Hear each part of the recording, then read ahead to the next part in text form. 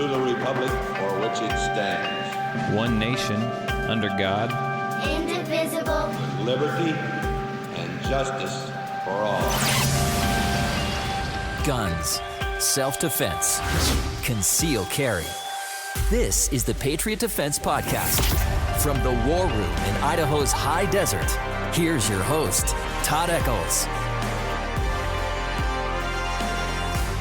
And I am back once again. It is Sunday afternoon, and I am tucked away in the war room somewhere in the high desert of southern Idaho.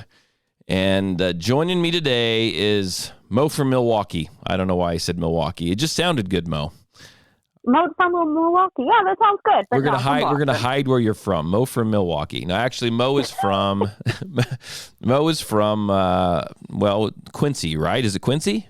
Quincy, Mass. Quincy, pronounced with a Z, because that's how the family pronounced it. Everyone else says it wrong. Well, I'm not from there, so I'm going to say a lot of things wrong. I'm pretty sure of it. Well, being from Boston, I pronounce everything wrong. Yeah, we just like to hear you talk, Mo. That's it. I love it when you send me the little voice messages. It's like, oh, I got to hear how she's talking today. I got to hear what Mo sounds like today. You know, I was bragging. I said, I'm going to be on a gun podcast. And my friends are like, wow, that's amazing. You must be so smart. I said, no, they like to make fun of my accent. But that's good. I'm here for that. I make fun in silence now. I've learned better. You're mean, and so I kind of, it's like, you know, kind of hands off a little bit. But mean? You can be, well, you're quick. You know, you're sharp-tongued, Mo. I like that. I'll take that. Sharp-tongued Mo from Boston. Sharp-tongued Mo from Boston. So I've got Mo on here. We tried to get you on a couple weeks ago, but you got kind of sick, and you still might be suffering a little bit with a little bit of a cold. And I went out of town last week. I just have to apologize to everyone ahead of time. I went out of town last week, and, well, you know, you're on an airplane with people, and stuff happens, and I got a little bit of a cold, too. My voice sounds a little funny, but I didn't want to not do a podcast because it'd been a couple weeks. So you'll have to excuse me and Mo if you hear a little hacking or coughing in the background. You can't catch anything through the microphone, so we're good there. But how you been, Mo? How's the weather up there? Is it good shooting weather right now? Oh, it is so cold up here. I think it's 3 degrees today. Oh my gosh. So, we're gonna hit 34, I think. 34, that sounds nice. I'd much rather that. Yeah, and then yesterday we were having wind gusts of like 50 miles per hour. So yeah, we had all that stuff like 2 weeks ago. So I think it's like made its way to you. Does that make sense? I kind of watched. I think so. I watched the weather, and I just kind of start over in Oregon, and I just kind of advanced its way across the United States, and I think it's now to you. So a couple weeks, you guys will be good. Don't worry about it. Oh, looking forward to it. Thanks for the great weather. So have you done any shooting at all lately, like in the last couple months? I know you help out with some classes over there. I actually haven't been out to a range in way too long, and that's been part of, you know, being sick, having like a regular cold, and everybody's afraid of a cold. If you even cough, you know, people get scared. So I'm trying to lay low. Right. And then just, you know, busyness with the holidays, doing stuff with my family, with my kids. I really haven't. I did learn to reload, though, nice. over the winter so far. That's a lot of fun. It's a lot of hard work. So who's teaching you how to reload? It's a friend. A friend of mine has all the equipment. I mentioned I want to do it. So I went. He showed me every step, and I got to walk away with a box of 50 for myself. Awesome. So you're going to go out and buy a bunch of reloading equipment now? I hope so. I mean, we'll get to that eventually. This year I have other goals of where all my money is going to go. But in the future, I definitely would like to do it myself. Well, awesome. You're going to be a fellow reload. I haven't reloaded yet this year. I'm sorting brass, and Lord knows I've got piles of it to separate. But so that's kind of what I've been doing. You got a lot more than we have. Yeah, I'm slow to separate. I'll probably get to reloading here pretty quick. I actually, the year has come and gone, and I have not cleaned my guns yet. So it's really time for Todd to do his. I'm late to my yearly cleaning of my firearms. You're a bad influence on me. I used to clean my gun every time I went out and shot. And then here, and you say you only do it once a year. I haven't cleaned my guns since. No. It's a do as I say, not as I do thing, Mo. Don't follow that example. Follow what I say, not what I do. Everyone should clean their guns after every use. Okay. Well, here, if I have a class and people use a bunch of my guns, I've got a pile of guns to clean after every time they get used. So I just kind of slide them. I will say, though, I had a class yesterday and it was cold outside. And I know my voice sounds horrible. I can actually hear it in these headphones. But I had a class yesterday and I had some really dirty guns that people were using and they functioned flawlessly. I tell you what, flawlessly in the cold weather. I was so happy. I was so proud. So proud of my guns. I was so proud of my guns. Well, you know what you should do in one of your women's classes? You're always teaching them all sorts of stuff. You should teach them how to clean all different guns, and they can clean your guns for you. Yeah, sometimes they'll. I do get that done. Sometimes what will happen is that one of them will show up and like they've been borrowing my guns, and I'm like, you get to clean mine this time, and they usually clean them way better than I do. In fact, it was funny because I sat down with a gal and we were doing that. She was going to clean hers, and I was like, well, I'll just clean one of mine. And that way she could follow along, right? Because I had the exact same gun.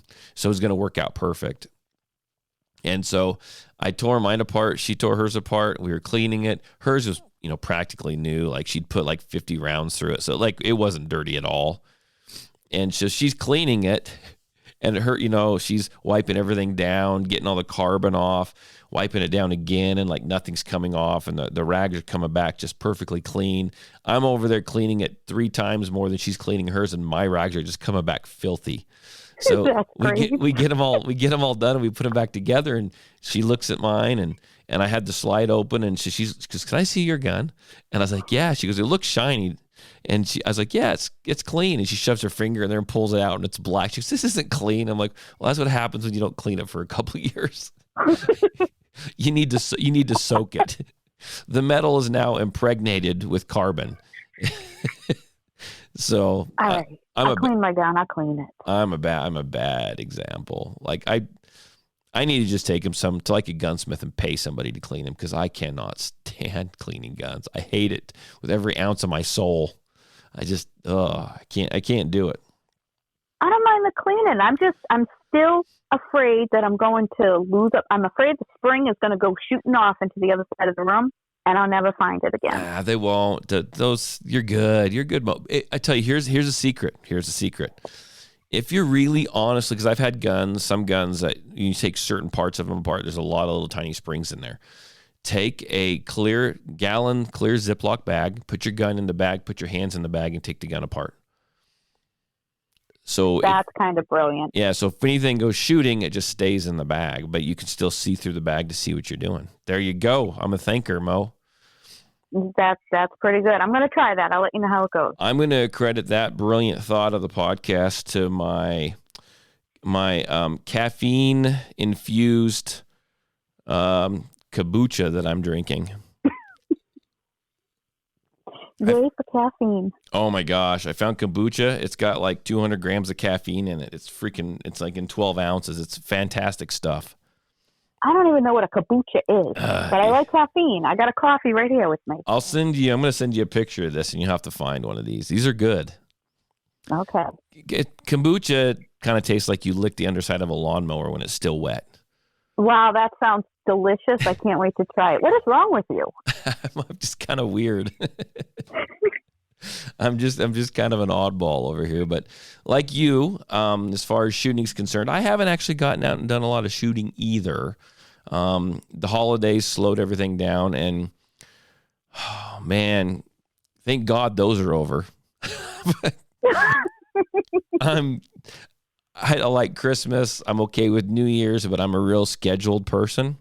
And so I like it when stuff is the same every single day. Does that make sense?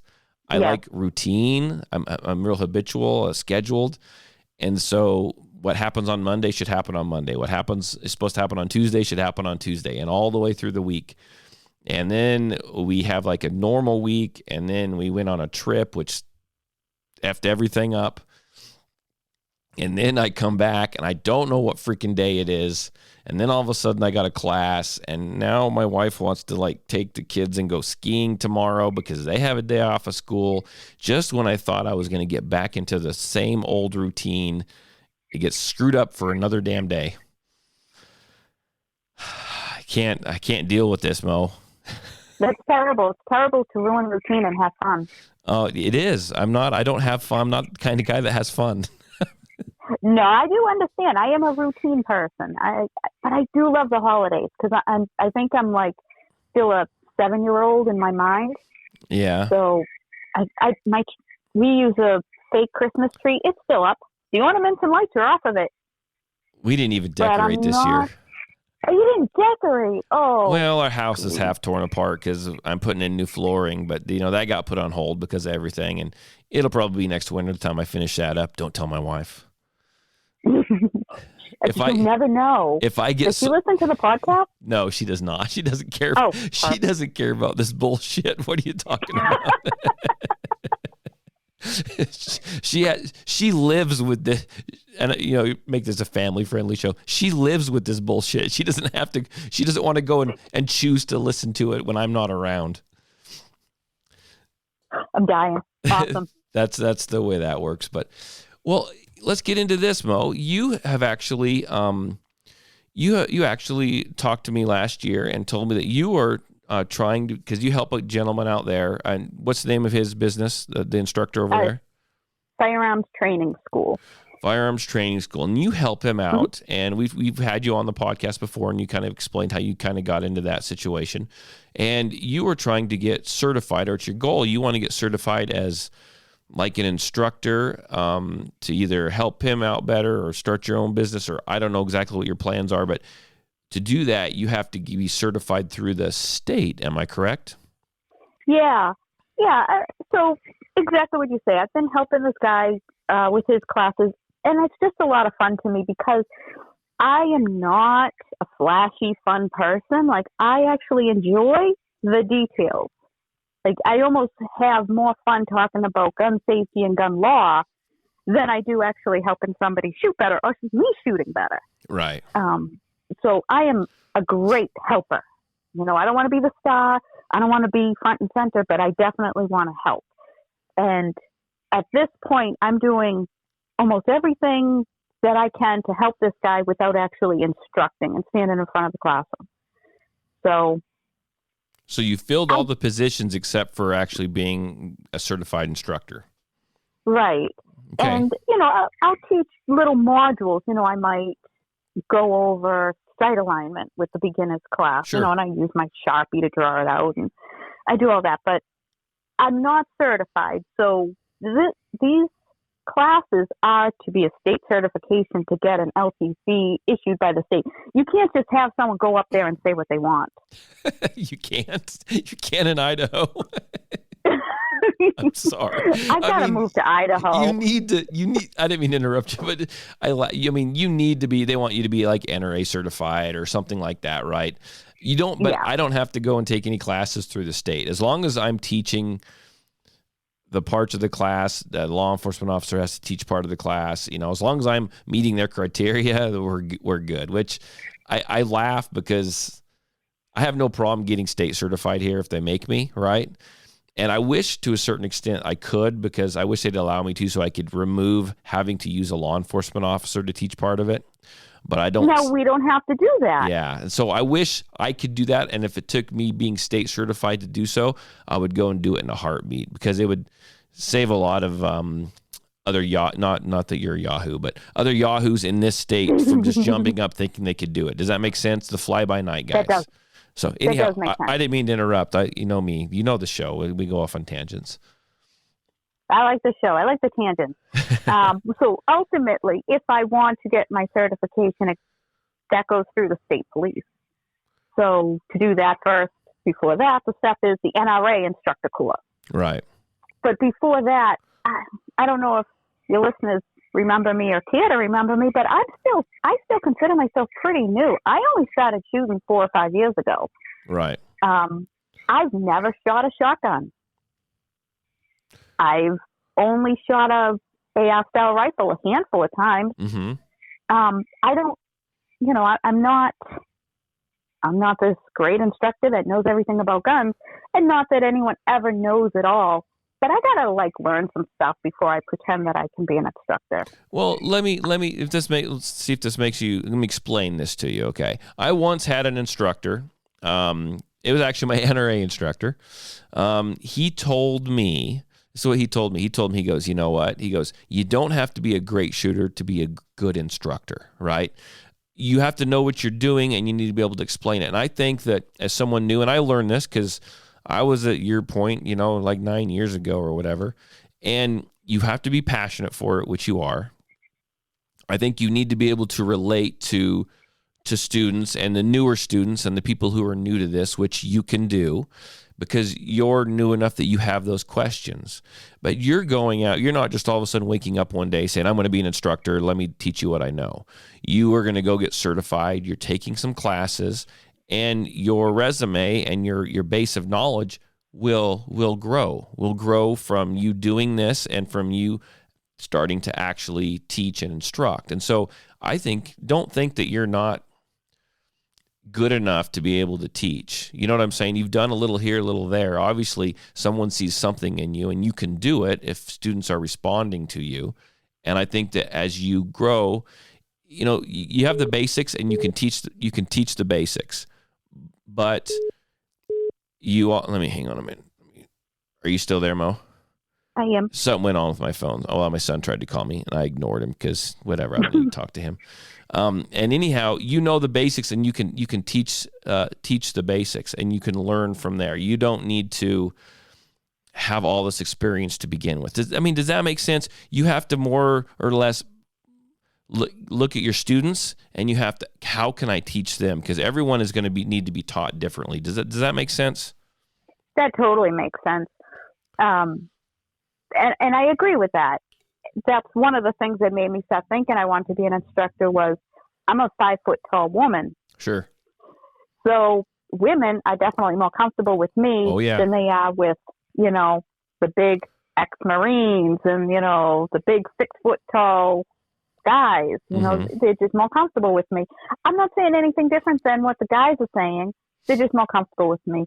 Or even of the fact that if I put my hand on the woman's shoulders to adjust her stance, it's less scary than if a guy is. Yeah. And that's interesting that you brought that up, to be honest with you. we're going to go off on so many tangents, but when yesterday, okay, it's very interesting. So when I'm helping someone adjust it took me a while to kind of get used to this, but when I was adjusting someone's stance or say, okay, you got to bend at the waist, you need to lean into it a little bit. I still don't use my full hand on their shoulder or their back.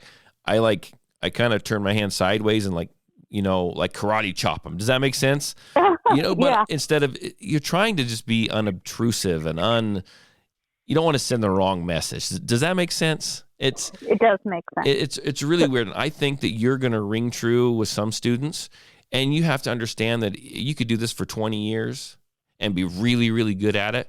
But there's some students that you're not going to ring true with. They're not going to listen to you, and they're going to listen to the ex-Marine guy. Does that make sense? I'm not ex-law enforcement. I'm not ex-military. And so there's some people that I ring true with that won't ring true with one of those kinds of instructors. And then there's some people that look at me like, who the hell are you? Now, see what you just said. Now, here's the tangent, right? So there's a ton of different classes that I'm planning on taking this year just to increase my own knowledge. Sure. So that way when I go for instructor, I know a little bit about anything, Right. So one of the things is I'm looking to join a particular range because I want to become a range safety officer there. Sure. The idea of being a range safety officer is kind of scary to me because, like I said, I'm a 5 foot tall woman. So if, we get some hardo there showing off and I have to be like, hey, Nod, cut it out. Is he going to listen to me? And I have to figure out what is that voice. Right. How do I have to stand to make myself an authority figure to some dude who thinks he knows what he's doing, who's, messing around. Right. You have to go in there confident is what you're saying. Right. So that's one of the things I'm looking to do. I'm also going to be taking a multi-state course just because I want that Utah, since I want the Florida license, I want the Rhode Island license. Right. I barely travel out of my own city. I'm not going to all these other states, but I just think it's damn cool to know about the other states and their laws and all that sort of thing. No, when are you going to hook me up with an Idaho permit? So you were texting me in the middle of class yesterday about that. So Idaho, you can get a non-resident Idaho permit, but here's the thing with Idaho. You gotta come take a class. You can't do it online. They won't do that. If you want the enhanced permit, okay, and if you're going to get a permit in Idaho, the enhanced one is the one that you want. You can get a non-resident, but you have to come take a class. Then you have to make an appointment to show up in person to turn your paperwork in. They'll fingerprint you and they'll send you back off for your background check. And then it might be 3 weeks, or it might be 2 months, or whenever they get that back, they'll call you up, and then you have to come back in person so they can take your picture. You can't just send a photo, so they can take your picture. So it'll be like 3 visits for you. That's the problem. That would be a problem. That's the only problem. And it was just easier to tell you that with my voice than it was through text message yesterday. But you'd have to show up in person twice, probably 3 times. And it's just, so I need like a 6-week vacation to Idaho to get this done. And I don't know that that's happening. Yeah. And hopefully it takes only a couple weeks. They have up to 90 days to actually return your background check. So most of the time it's 2 or 3 weeks, but sometimes I've heard it taking almost 90 days. That's not bad. So it is what it is. But I think you doing this journey as trying to get, certified or licensed or whatever it is to be able to be an instructor is fantastic. I think you're going to learn a ton. And as you go into this, and I don't think that you will have a problem with this. I know if you're speaking to the guy that's breaking the safety rules, obviously you need to be assertive and, confident and that kind of thing. Go in and know that everyone's going to be in a different spot when you're instructing them, when you're helping them, and each person learns differently. And that's part of the part of this job that I like is when I do a private class, I have to figure out no one's exactly alike. And I have to figure out how do I explain something to this person so they can understand it. What is going to be that one thing? And it may take me explaining something 3 or 4 or 5 times, but everyone learns differently, right? And you got to be careful too, because you got some people that do know stuff, and you are going to teach them stuff, but you can, without realizing it, you can actually learn something from them. Does that make sense? You can pick up things from them and the way they recite stuff back to you, so they actually help you grow. And so the more you teach, the better you're gonna be at it. I was nervous for when I first started this too. I'm going to get these big tactical guys coming in here, and they're going to do this and they're going to do that, and they're going to walk all over me, and that always had made me nervous. This is my range; it's going to be done my way, type of thing. That's kind of the mentality I had to take, and I've learned how to teach everybody something. Does that make sense? So it's not like a waste of their time to come here, and I've learned that I'm in control of this. And a lot of times the people that show up that think I'm big and I'm bad and I can do this, they need the most help, Mo. Okay, I'm going to hijack. I'm hijacking your show right now. Okay, hijack it. It's now the Mo show. I'm going to ask you.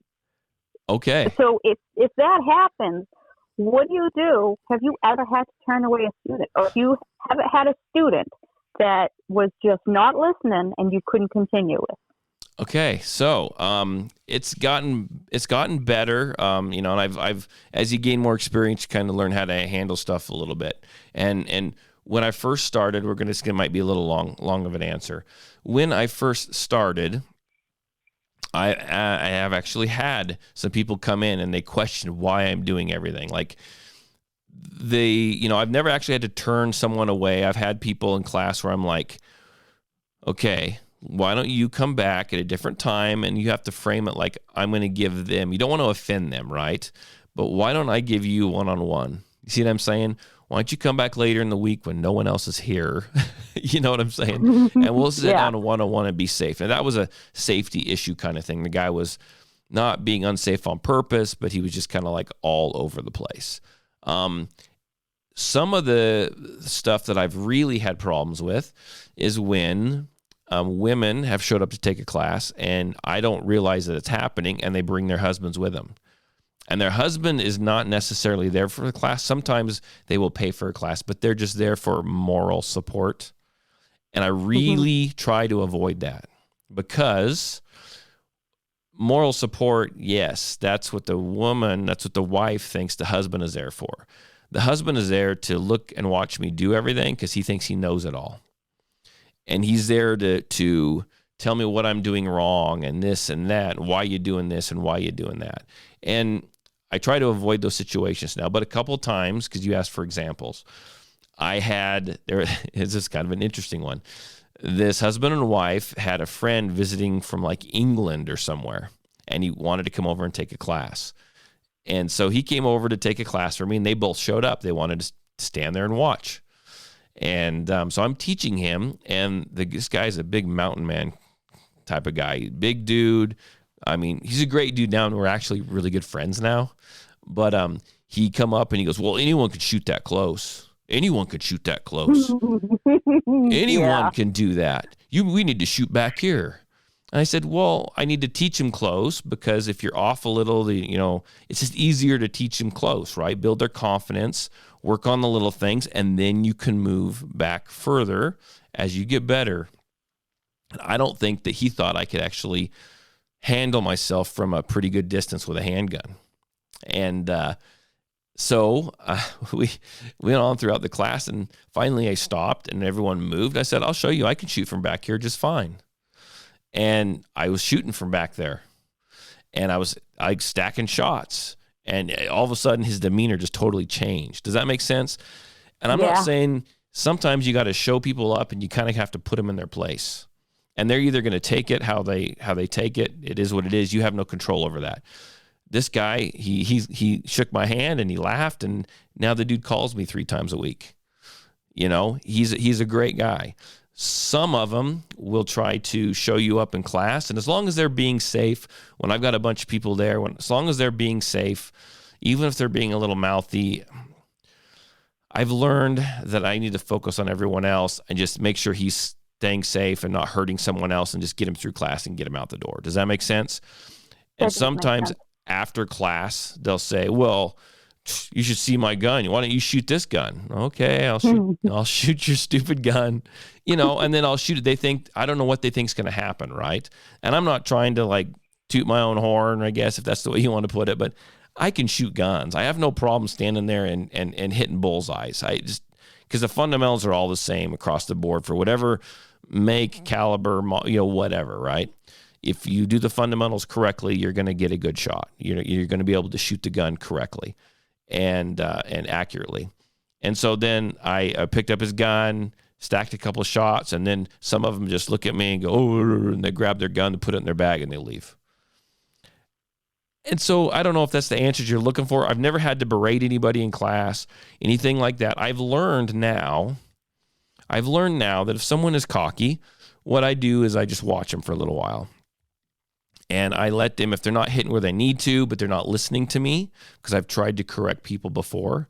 And, when they need help, I obviously try to help them. And they don't listen. They revert back to what they were doing before.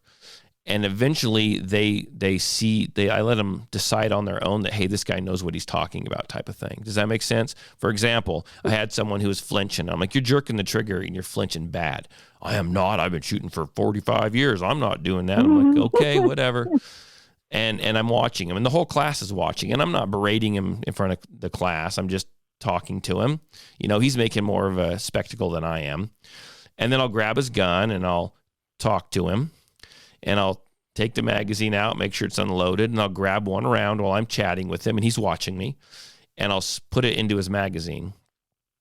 And then I'll start talking to him about the target, and he'll look at the target, and then when he's not paying attention, I've gotten really good at doing this. It's like sleight of hand.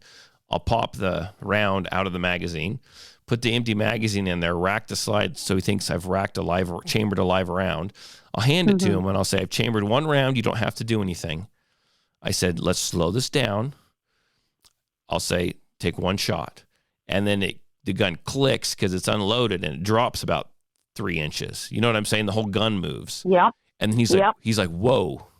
I'm like, yeah, dude, you're flinching. You're jerking that trigger. Oh, okay.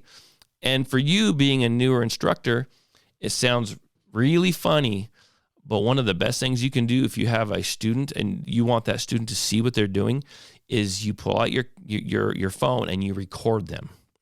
You record them, take a video of them, and then you can play the video back and you can move it in slow motion and they can see exactly what they're doing wrong.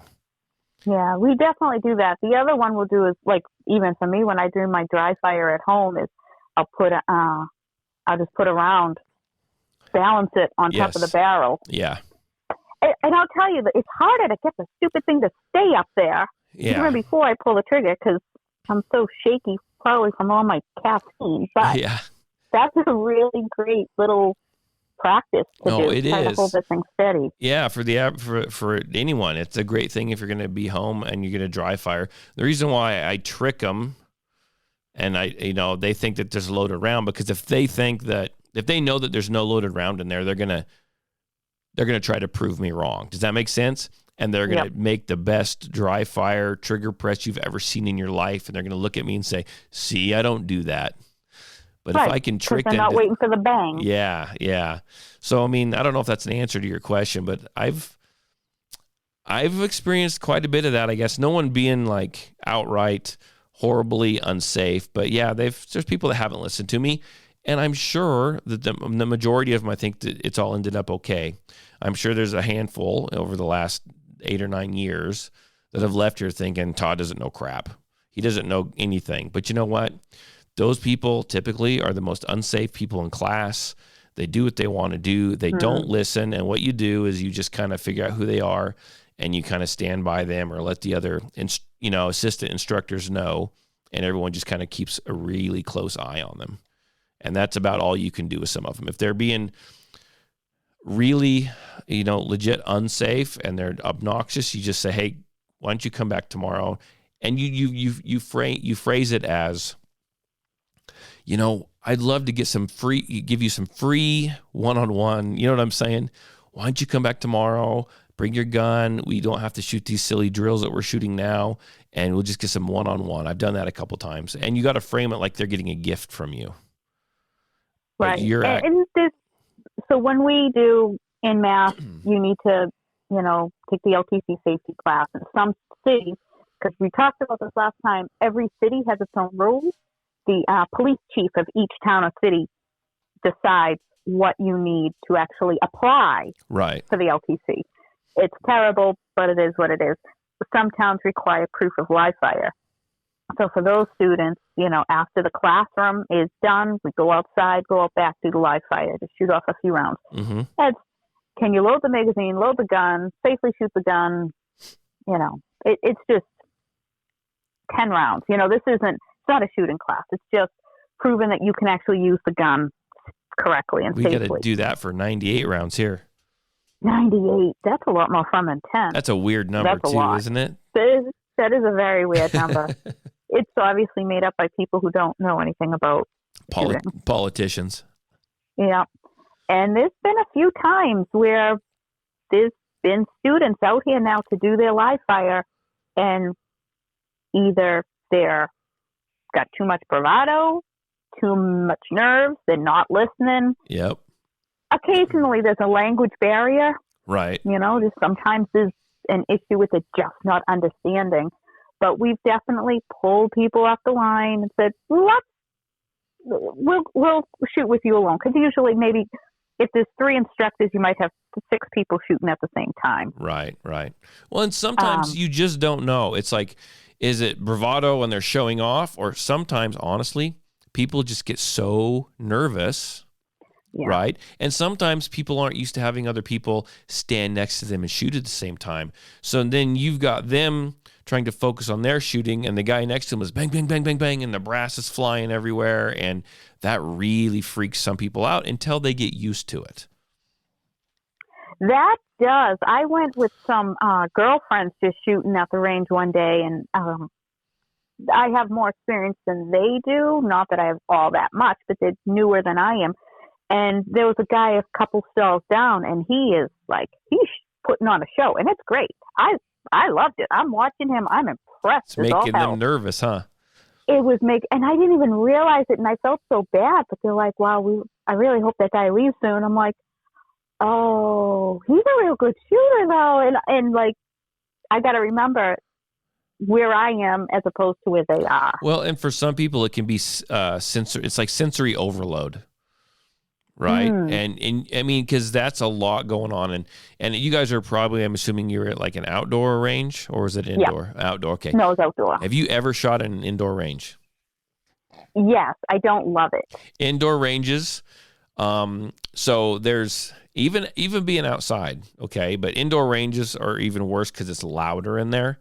But when you are around, especially if you're not used to it, but even me, if I've got like, I've had like a couple 3-day classes that I've been a part of or that I've hosted here, and it's just bang, bang, bang, bang, bang, bang all day long. You don't realize what a toll hearing the percussion from every shot fired takes on you. It will beat you down and make you tired. It'll wear you out. It's the weirdest thing, but some people, if they're not used to it, it really messes with them.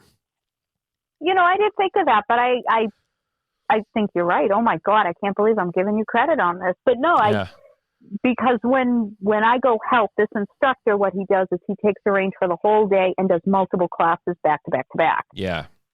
And by the end of it, all of us who have been there since the morning, it's just sitting like we're drained. You're mentally drained. Yes, more than physically. You're absolutely right. It is. But I didn't even consider that the noise might be a part of it. Not just, in many of these cases, because in Massachusetts, you can't own a gun without having the LTC. So anyone coming to that safety class, or a lot of people coming to the beginner's class, don't even own their own gun. So you're handing your gun to a stranger, hoping that they're going to do the right thing. Yeah. Oh, yeah. There's some stress, and you do the same thing. There's a lot of stress in that. Oh, very much so. And I said the noise part is a big issue for people if they're not used to. Some people are okay with it, right? So some of us are just more sensitive to certain things. Excuse me, to certain things. Now, if you think shooting's not torture, but if you think of some versions of like torture, it's like really loud noises for extended periods of times. That'll really mess with somebody. So continued gunfire over and over and over again. And I've seen people like just 3 shots in, just on the range with other people, and they just break down. They're done. They can't handle it. They have to ease themselves into it. And eventually we can get them back there where they're kind of calmed down and they're not jumpy, and then they're good to go. But if you just take someone cold and shove them into that and they're not used to it and they don't know what to expect, it's almost like it's almost like, and I'm not trying to compare this to military or anything like, it's almost like it causes like PTSD that they didn't even know that they had, if that makes any sense. It does. No, I do know what you mean, because I've seen them jump. Yeah. Now you have your own range, so when anytime the round's going to be shot, noise, bang is going to go when the bang is going to go. Where we do the classes is a public range. Yeah. So on one side is the building where the classroom is. On one side of the building is the 50-yard range for the members. Uh-huh. The other side of the building around the corner is a private instructor range, but you can hear everything. Yeah. So if somebody's over there with a shotgun and you have, brand new, never touched a gun students, they're very, very jumpy and nervous, and I do feel bad for them. But you can't stop people from using their range. Yeah, no, and you can't. I'm an instructor, and and I do this all the time. And most of the days I'm fine. Some days I'll be in a class, even if it's just 1 or 2 people, and I'll be helping them. I'm not wishing I wasn't there by any means, but by the end of it, I'm just like, I'm so tired of hearing that bang, bang, bang, bang. It's like it gets into my brain. And I mean, I've got good ear pro on, right? I mean, we wear all the safety protection that's required and that we need, and then some. But it's just like sometimes that just gets into your brain, and it's just like I feel beat up because of it. I'm standing there talking. That's all I'm doing. But I feel beat up because of that noise. Yeah. Constantly. And I'm just like, this has got to be done soon because I'm about finished. But so that's my deep, dark secret. There you go. That's good. So now your students, when they are there, like I'm thinking like brand new. I never touched a gun. I want to learn how to shoot. And maybe they're from out of state. You're never going to see them again. What is the one thing? What is that one thing you want them to walk away and never, ever, ever forget? Brand new, never touched a gun. What's the one thing? I want them, it's going to be a big answer just because they all are. I never take a direct route with my answers. I want them to hopefully be comfortable with shooting, and I want them to see how it can be done safely, and I want them to have a good opinion, a good chance to view shooting, whether they decide it's for them or not. Okay, and then that's a good answer. And so I did this with my kids too, right? I've got 5 kids, 2 boys and 3 daughters, right? And I'm going to liken this to hunting, right? I took my daughters out hunting, and they've all had hunter safety and gone through all that stuff, got their hunter safety permits and everything. And I said, hey, look, you may not want to kill an animal. We don't know that yet. You don't know that yet. Go hunting with me 1 time, 2 times. Let's try to get you on a deer or something like that. And if the deer gets into your sights and you're looking at it through the crosshairs and you can't pull the trigger, I'm fine with it. You do not have to do that. But you need to go hunting and you need to try it out before you can make an educated opinion on something. And so if you've never touched a firearm, maybe you're from out of state and you're in Idaho where there's, you think there's all this freedom and you want to try it out. I want to give them a good, safe environment to do so they can leave here and make an educated opinion. They can say, hey, that was fun. It's still a little scary. It's not for me, but I can see why other people enjoy it. Or they can say, hey, I love this. I want to get into this. I want to carry on. Does that make sense? But they can make you can't make an educated opinion by something you see in the news media. You just can't, unless you've tried it yourself. You can't make a good, educated opinion on it. And I've had a lot of people that have not shot before, and this is even outside of me teaching a class, right? Sorry about that. But I've taken them shooting, and they realize that it's not bad. In fact, I got a perfect example actually. A student, a friend of my wife's. She was from Maryland. She moved down here, hated guns, absolutely hated guns. Never had shot one in her life, absolutely hated. And we've known her for years. And this was quite a while back. She was here in Idaho, and she's like, she married an Idaho boy, an Idaho guy, and she's like, I got to go figure out what this is all about. So her and her husband signed up for my concealed carry permit class. She'd never shot a gun a day in her life. She was shooting a little .22 semi-auto in the indoor range, nonetheless. I mean, that's a loud range. And she ended up being the best shot in the class, and she actually won our shooting competition in that class. And she was like 2 magazines in, and she's like, I really enjoy this. I see why people like this. It still makes me nervous, but I see why people like this. And I love that. That was years ago. And we moved away from Idaho. I went to Kansas for a while and came back. And we've just actually, her and my wife kind of kept in touch a little bit, but we've actually just touched base again over the last, probably 3 months. And she signed up for one of my 2-month women's course that I had. And she took it and she signed up and she used my gun and my ammo. And she was a little nervous. She's still just a freaking killer shot too, by the way. And she hadn't picked up a gun since that class years and years ago. and she was a little nervous, and she came back like every other week for like 3 months. And she's like, this is fun. She was excited to learn how to clean them. She was excited to shoot it. And I think she actually is eventually going to go buy one, right? And I'm proud because I changed her mind, yes. But I gave her the experience that she could say, this is for me, I love it, or this is not for me, it was okay, but I still see why other people enjoy it. Does that make sense? It does. That story right there, that I think is really why I want to become an instructor, because as a woman in the Northeast, there's a lot of wrong gun opinions. And I hate to say wrong because obviously an opinion can't be wrong, but these are people making an opinion based on something they know nothing about. Yes. They haven't experienced it. They don't know anyone who actually owns a gun and uses it responsibly. They only know what they see in the paper, what they see in the news. Yep, they know what they, like you said, seen in the paper, seen on the news. They knew what their parents have told them, and they know what their grandparents, and the parents only know what their grandparents, their parents have told them, and it just goes down the line. And it's the same way, without getting too political, it's why some people are Republicans and why some people are Democrats. Well, Daddy was a Democrat, and that's his daddy before them, and they were all Democrat. My whole family's been a Democrat. Well, you could decide something else if you want. You can make your own opinion. Right. And honestly, I mean, again, we weren't going to go get all political, but Second Amendment shouldn't be political. It's not. It shouldn't be. It shouldn't be. It shouldn't be. Unfortunately, it is for a lot of people.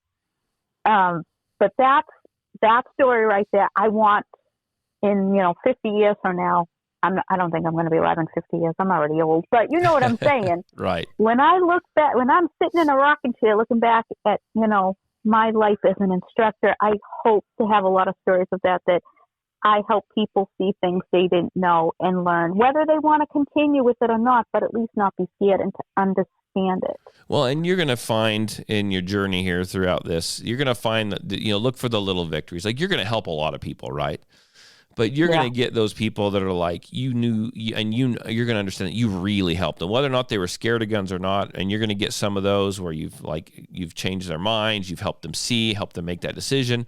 You're going to have, I've had women show up and say, hey, look, my ex-husband, he was, we haven't been married for this many years, and he's threatened me, but he's in prison. Now he's getting out. I need a gun. I want to know how to use it. I want to be able to protect myself. And they come and they take a class. I've had those, right?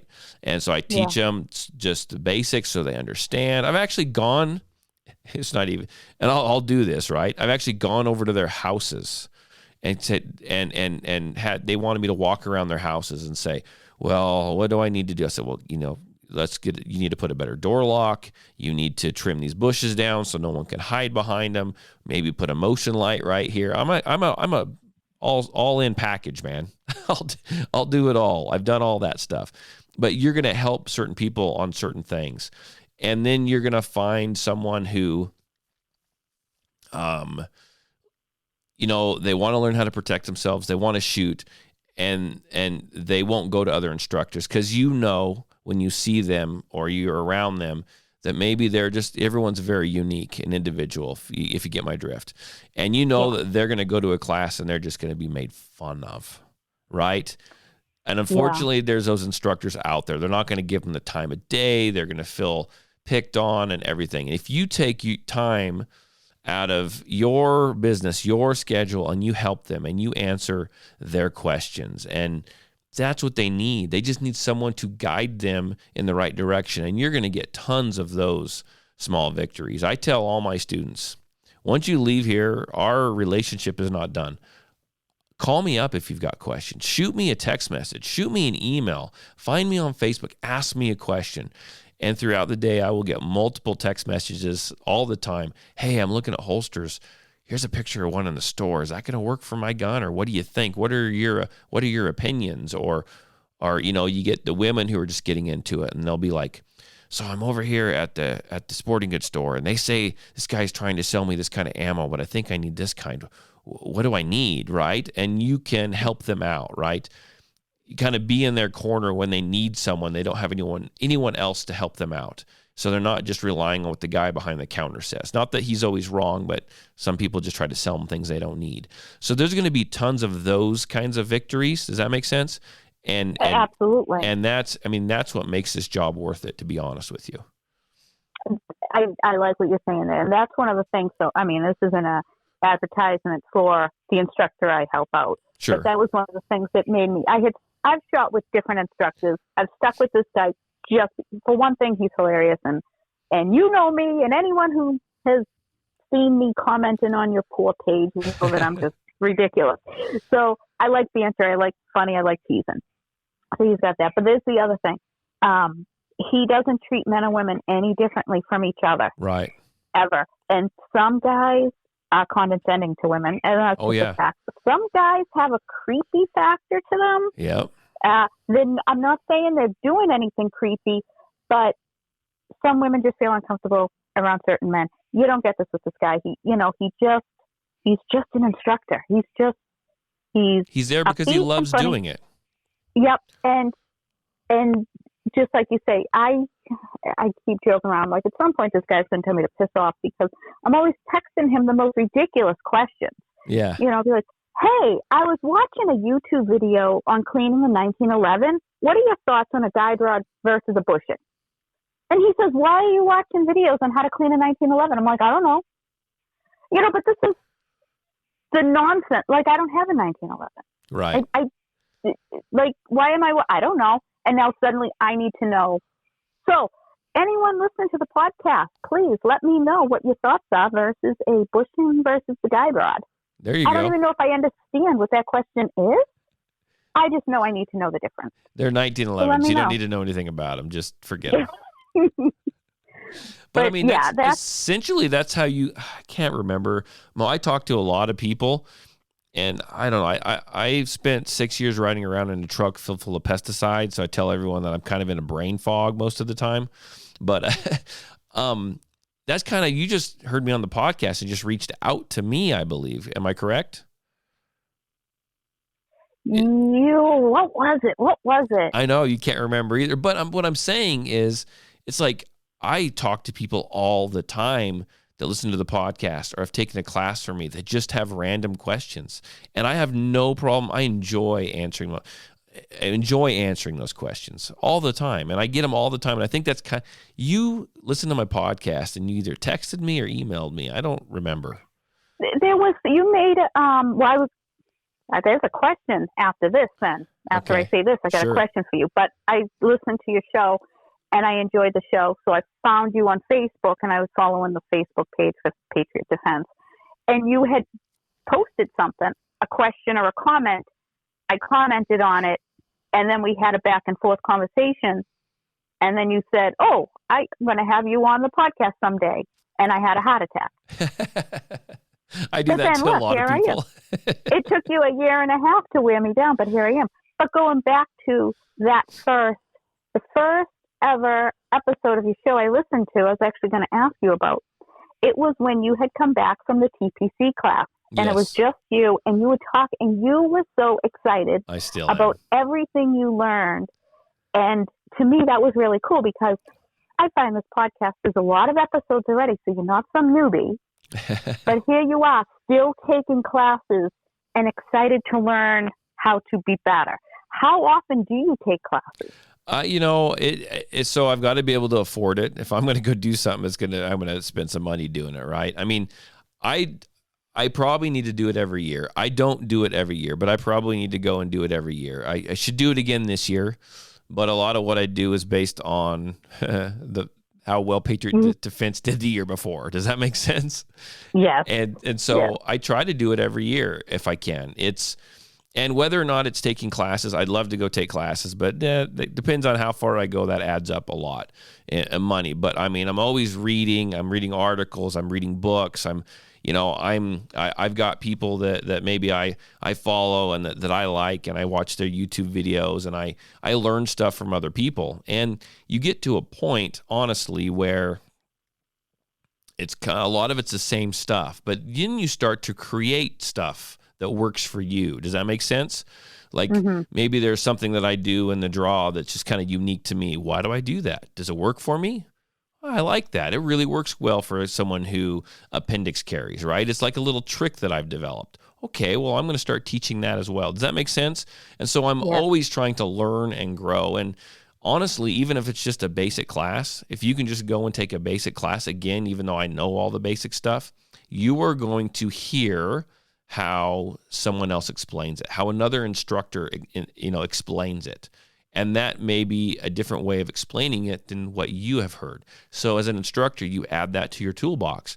And I mentioned earlier that people learn things differently.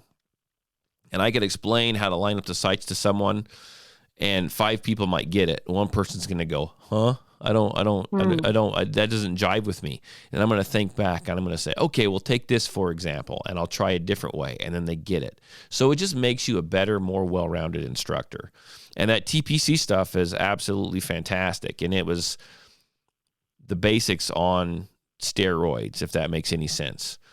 And it was just how to revamp them, right? How to do this and make it even better. And I have started infiltrating some of that into some of my basic style classes, because it just makes it better for people. But it's very important just to not shut down. Keep learning, keep doing all kinds of stuff. There's a gentleman that's a buddy of mine. He helps me out in my classes. He listens to the podcast. We call him Magnum, or maybe you're just talking about his name is James. And that dude is constantly taking classes from everybody. And he does it because he goes, a lot of it's the same stuff, but they teach different things. Someone will teach, it may be a 6-hour class, and there's going to be 20 minutes of it where I pick up something new. He goes, I add that to my toolbox. And then I've got all these odds and ends in this toolbox that I can put together, and I can create his own system. Does that make sense? Something that works for him, something that clicks with him. And it's fantastic. And I think everyone should think like that. Was that a good answer? That's a very good answer. I like that answer. Okay. I'm passing the test, Mo. You're doing pretty good. Okay. We're getting to probably near an hour now. I don't know how much longer you want to talk. I don't really I could care. ask you questions forever. I mean, I got some really deep, hard-hitting questions. Okay, well, I'd love to ask you. Let's take a few more, and then what we can do is maybe we'll come up with a part 2. All right. Do you think zombies move fast or slow?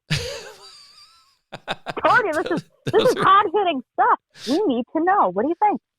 It depends. I mean, are we talking about the what's that show on the TV? The zombie show on the TV? The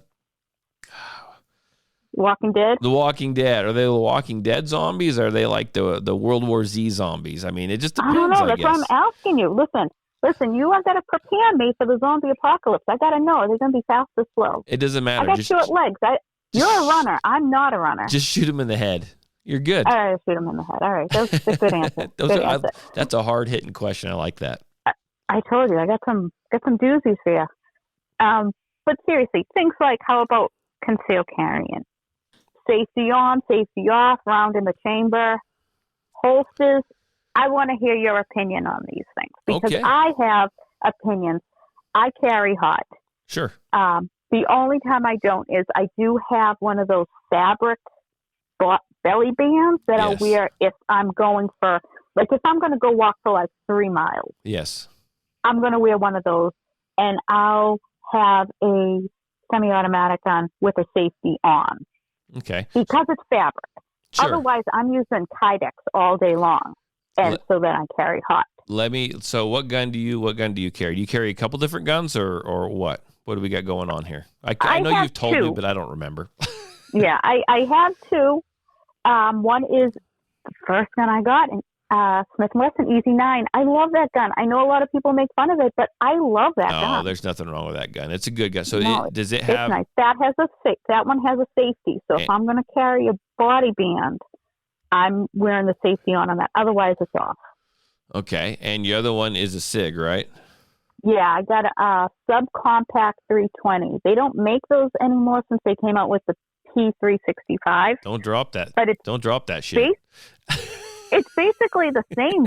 I mean, it looks the same. It's the same size. I actually hate the P365. I had almost bought one. I shot it. I hated it. Oh, I like him, but the P320 subcompact, I love it. no safety, no safety on that one. No safety. Okay, Nope. here's going to be my reply. Okay. Mm-hmm. Okay, so if your gun, if you carry a striker fired gun with and it doesn't have a safety on it, and as long as you have a good holster, chamber that round, carry it with a round chambered, a good holster, be a good Kydex holster, something that protects the trigger hard like Kydex, and then obey all the safety rules, know how to draw, know how to reholster, and you can be safe. Carry that gun like it was made to be carried, and that's how it was made to be carried. In my mind, if you have a gun that has an external manual safety on it, you can still carry with a round chambered, but if it's got an external safety on it, make sure that safety is on. I carry it how it comes from the factory, how it's meant to be carried. That's, in my mind, that's the way to do it. So I don't know if that's going to rock your world at all, but if I have a 1911, it's made to be carried, with a hammer back, round chambered, hammer back, safety on. That's the way I'm going to carry that gun. If it's a striker fired and it's got an external manual safety on it, I chamber around, I carry it with the safety on. If it's a striker fired gun without an external manual safety, I chamber around and I carry it like that. I just make sure I carry everything in a good holster to keep away from that trigger. You're absolutely right about the holster. I buy nice Kydex. I got sucked into one of those Facebook ads. Yes. For one of those no-name companies. Yes. Because the holster had, the design on it was hibiscus flowers and grenades. Nice. I mean, it's an outer waistband holster, and I hate it. It's when my gun's in, it's top heavy, yes. so it's leaning away from my body, which is dumb. And then even the way that it's molded is so tight that I can barely, I gotta really yank that thing to get it out of the holster. Is it got any tension screws on it? We tried that. It's not that. It's the mold of it in the trigger well was just so deep. So I sat here for an hour with a hairdryer and chopsticks. And I did. I loosened it up now. Good, okay. But it's, I'm not going to, I got to get a good one. I got to get a good outer waistband. And as cute as this one is, ladies, don't buy cute holsters. Buy good holsters. Because it's adorable, but it's useless. You can find a good holster maker, and you could typically, not all of them, but a lot of them, you can get them to make out of the Kydex that you want if you're willing to pay a little bit more. Yeah, I also figure I could just slap a sticker on it, but who's going to see it? Because up here we do conceal carry anyway, so nobody can see it. So I'm not knocking your holster by any means. You did that plenty, but let me ask you this. Let me ask you, so was that an IWB that was an in the waistband holster, or is that an OWB? That one was an outer waistband. The in waistband I bought at a local place. It's awesome. So some of those, they can be top heavy if, depending on how they're made. But are you wearing a good belt? Yeah. Okay, I always have to ask because that's a key flag of, there was no good sturdy belt, and maybe the belt is pulling away. But if sometimes they can be too high, depending on the holster. So, you know what? You're saying too high. There's another thing. Women, we wear our pants at a different height than men do. Yes. So, and I'm a little bit chubby. So I am too. It's not like you're wrapping. It's not like you're wrapping it. Come on, you're a runner. You're not wrapping a belt around this mannequin. It's not like wrapping a belt around a pillow over here. So there's going to be a little bit of give. My in waistband, I actually have an Alfie clip on it. Yes. And because I wear a lot of leggings. Yes. And it's great. Those Ulta clips are fantastic. It's awesome. You were on the podcast. Jillian was on here too, wasn't she? When you were on? Yep. So Jillian showed up to she showed up to her draw and shoot class straight from the gym, straight from CrossFit. And she's wearing workout pants, like stretchy workout. I don't know what you women call them, but she's wearing those. And she had a holster, and she carries appendix carry. And she didn't change or anything. She showed up in her workout clothes, and that appendix carry holster, IWB obviously, had an Ulta clip on there, and she snapped that baby into place. And she learned how to draw and shoot from appendix carry with those Ulta clips. And that holster did not move at all. I was so impressed with those stupid clips. Yeah, they're really good. It's really good. It's you pay a little bit more for that clip, but yeah, they're like $14 a piece if you're buying by themselves on Amazon. Are they? Yeah, they're not cheap. No, they're not. But I'll tell you, it's well worth it if because now with, since COVID hit, I'm working from home. So I'm not, dressing up and wearing fancy clothes anymore. I'm living in leggings. Oh, yeah. Yeah.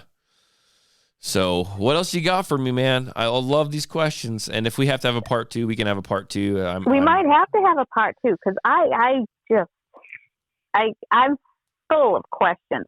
But while we're still talking about holsters, we're talking about concealed carrying. Again, I have my opinions. What are your opinions on purse carry and those car magnets? Oh, car magnets. Oh, like mounting the car magnets like in your car? Is that what you're talking about? Okay. Yep. So those can make me a little nervous. First of all, I think that I'm going to break this down into a couple different parts, okay? We'll start with the purse carry, okay? If for women, it's a lot different, and we call that purse carry or off the body carry or whatever. If you want to do that, make sure, and that's fine. I encourage everyone to make sure you have a purse specifically made for concealed carry. You want your gun to be in that separate compartment, right? You don't want to be opening up your purse trying to get your whatever keys out, your checkbook out, your card out, whatever, while you're buying something at Walmart and just have your gun spill out onto the table. It needs to be in a separate zipped up pocket. And I like to encourage everyone to try to find a holster of some kind. A lot of these purses will actually come with a holster and Velcro that will Velcro in like a Kydex shell at a certain angle, which will keep your gun in place at a certain angle in a certain position in your purse and will do the ultimate, which is protect that trigger, right? That's what you need to have. Now, if you carry off the body in a purse, you are 100% responsible for that purse at all times. You have to be, right? You can't come home and just set the purse down. You've got to remember there's a firearm in it. There was a story here about, I don't even know how long ago it was. In fact, I've heard this story before numerous times, so it's happened in different places. But I think about 5 years ago, 6 years ago, there was a lady. She was a really good shooter. She was into shooting, very good in the sport, Second Amendment, you name it. She carried in her purse. She was at Walmart. This is in Idaho. No, it wasn't local to right here, but it was local to Idaho. She was in purse. Her 3-year-old was in the cart. She had her purse right there.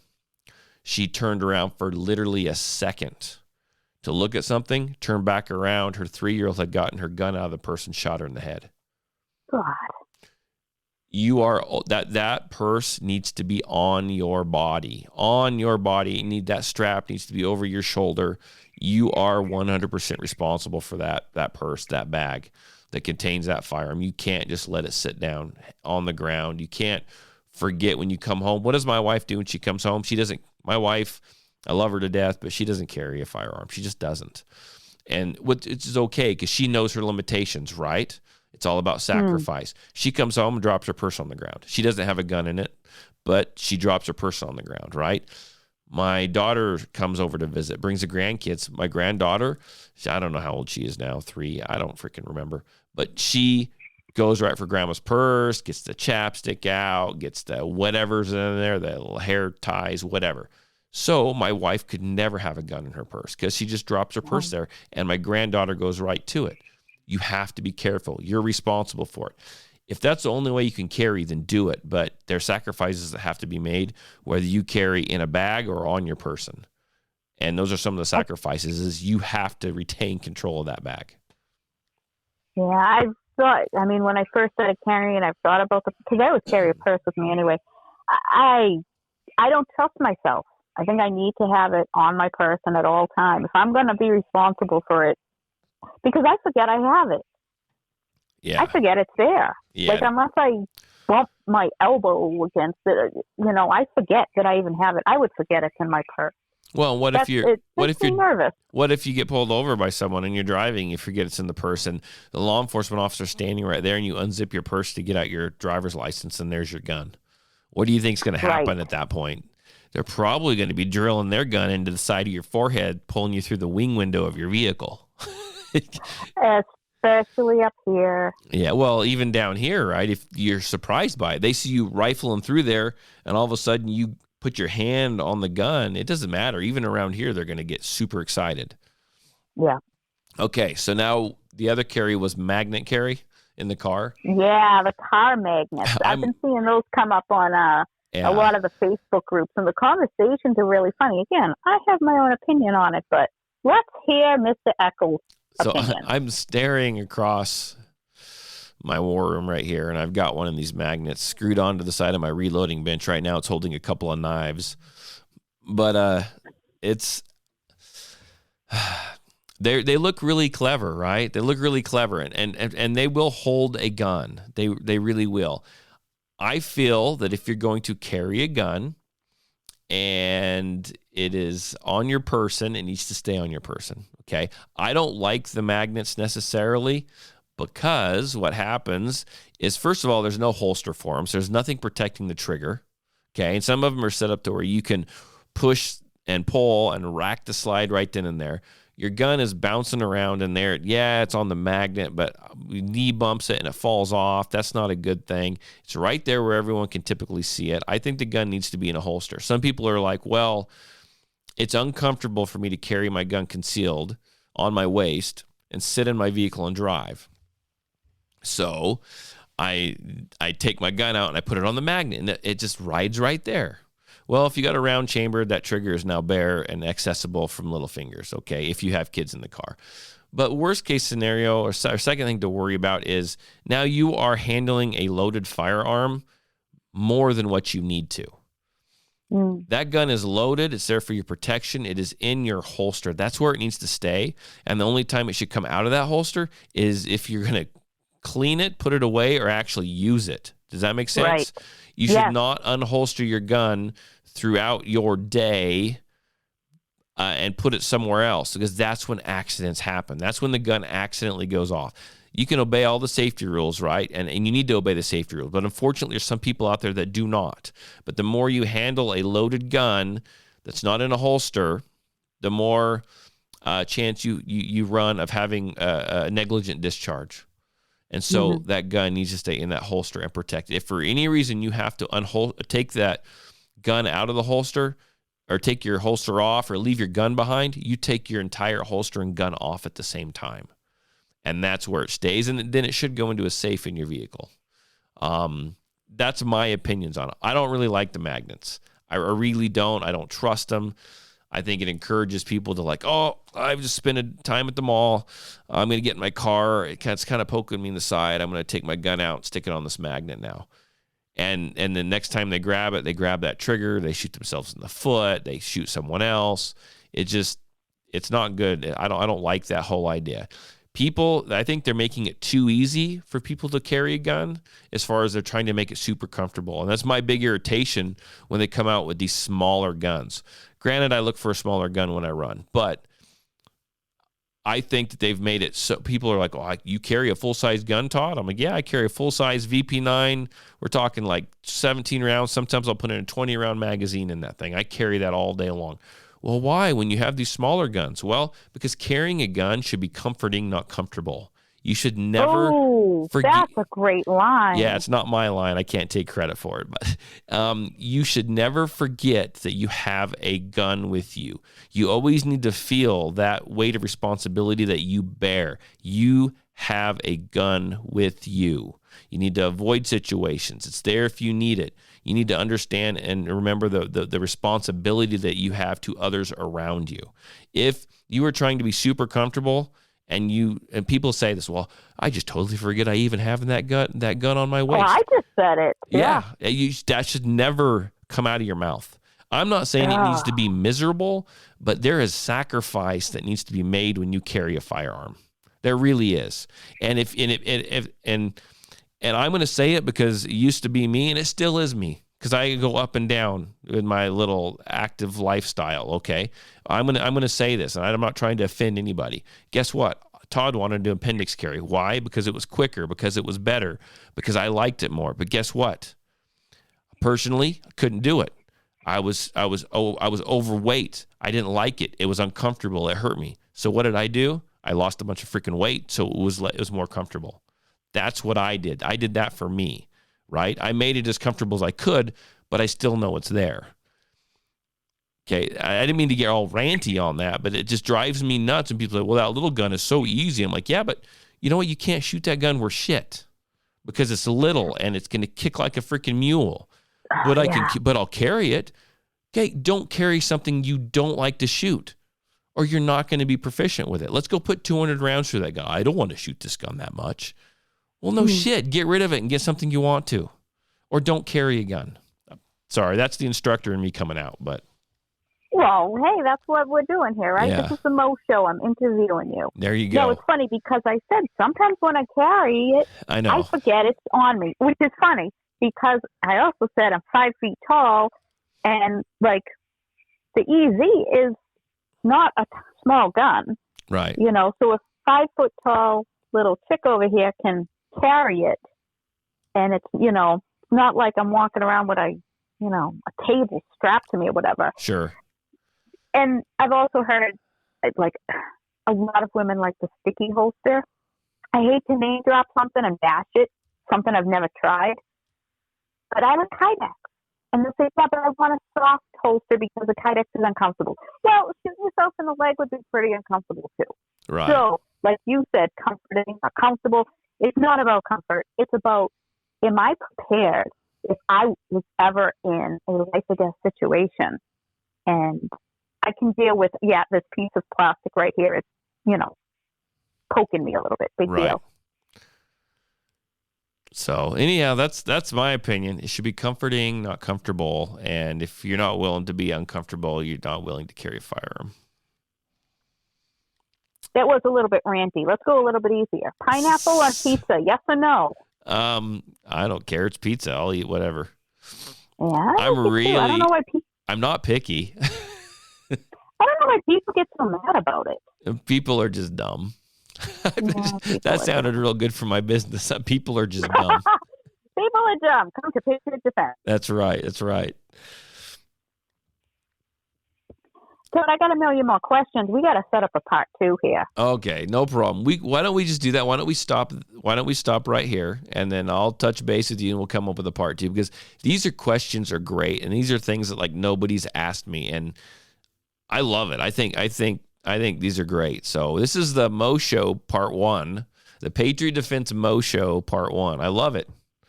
Yep. If you like the show, please feel free to Venmo me some money. Thank you. That's right. This is you're a Mo from where were you? Where were you Mo from? Mo from where? What did we choose? Boston. No, I don't know. What I call it? Mo from Moscow sounds pretty good. Mo from Moscow. Milwaukee. Mo from Milwaukee. Milwaukee. I can barely say that word. We need a word I can say. I don't even know where the hell that's at. Was it Wisconsin or some shit? Wisconsin? I think so. You're asking the wrong person. Anyhow. I'm not from New York. We're not saying Mo from New York. Yeah. Not doing that. Mo from New York. I love it. So, okay. Well, I'm going to go ahead and just keep you on the line and we'll just finish this up. How's that sound? Sounds great. I want to thank everyone for joining me and thank you for giving me the weekend off to go and run and catch a cold and all that. I really do. I really do appreciate that. Share this with your family and your friends. You can find us on anywhere that you can find a podcast. You can find the Patriot Defense Podcast. That's Spotify, Stitcher, iTunes, whatever. And if you want to help support the show, just share the show. That's what you need to do. Share it on social media. It's absolutely fantastic. It helps a bunch. The more listeners we get, the better. The more I can do with the show. If you do want to support it in another way, even monetarily a little bit, it's $5 a month. Get you in for some videos, become a Patreon member. I will put the link in the show notes, and I'm slowly getting more videos out. I know there's a big drawing that needs to take place probably this afternoon for the Patreon members to see who's going to win that Patriot membership over to Front Sight. So I'll get that taken care of. Like I said, we've been under the weather at the house. So stuff hasn't been rolling like it should. But that's only $5 a month if you're interested to get signed up in that. That would be fantastic. Find us on Facebook, all the social medias. I post badass pictures. Just ask Mo. It's true. It's true, yeah. She stole one the other day and I did. put it on her Facebook page. So if you guys want to join, feel free. If you want to call, if you want to text me, because as I told Mo earlier, I will respond. I'm a pretty nice guy most of the time. You can call me. You can text me, area code 620-794-6223. That's area code 620-794-6223. And until then, maybe we'll do more Mo Show next weekend. I'm not sure. We'll decide that here in a few minutes, but I'll be back with something next week. Everyone, have a great week. Talk to you later. Bye.